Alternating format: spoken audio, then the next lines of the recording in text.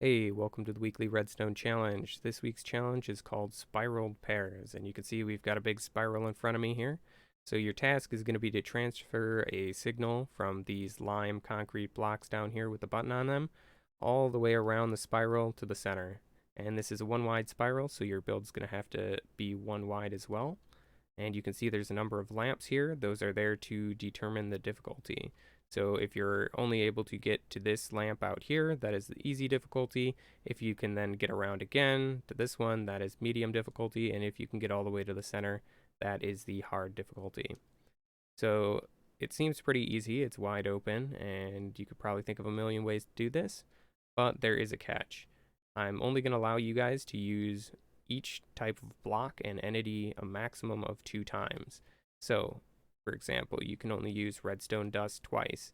You can only use 2 repeaters. You can only use 2 comparators, 2 sticky pistons, 2 normal pistons, etc. So that is what's going to make this thing actually challenging. Anyway, we've got a few more rules, so I'm just going to go over those really quick.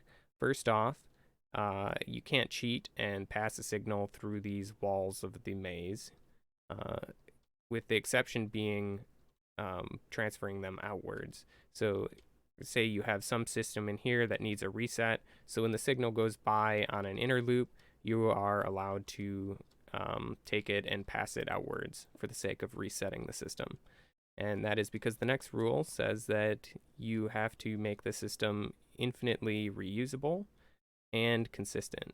So what that means is if you have any sort of floating items or projectiles or whatnot, they have to be renewable within the system itself, or they have to somehow be recycled by the system.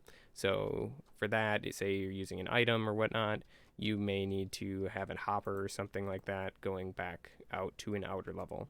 So signals can be transferred outwards through those walls, but not inwards. And also, you're allowed to use stuff like sticky pistons with slime blocks and honey blocks and whatnot. And in those cases, you are allowed to replace the walls and this background here with like a glazed terracotta or something that won't stick. But that's pretty much it for what you're allowed to do to the walls there. All right, so a few more things we got to cover here. The output signal does not have to match the input signal. So we have input from buttons, but we could have a longer pulse, multiple pulses. The pulse could be inverted, so an off and then on pulse. And none of that really matters. You just have to change the state of the innermost lamp that you can reach. And then, well, the entire build has to remain within this one wide spiral here. The only exception would be you are allowed to place clear glass blocks on the outside to contain fluids. And then the final issue here is that when you're lighting up these lamps, you only have to light up the innermost one. So if you manage to get to the center one, you don't technically have to light up the medium or the easy difficulty ones. And if you are only able to get to the medium one, then you don't have to light up the easy one. However, they do have to remain as part of the build and because they are obstacles.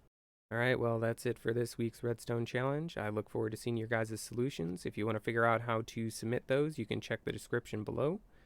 And until next time, thanks for watching, and I'll see you guys later. Bye.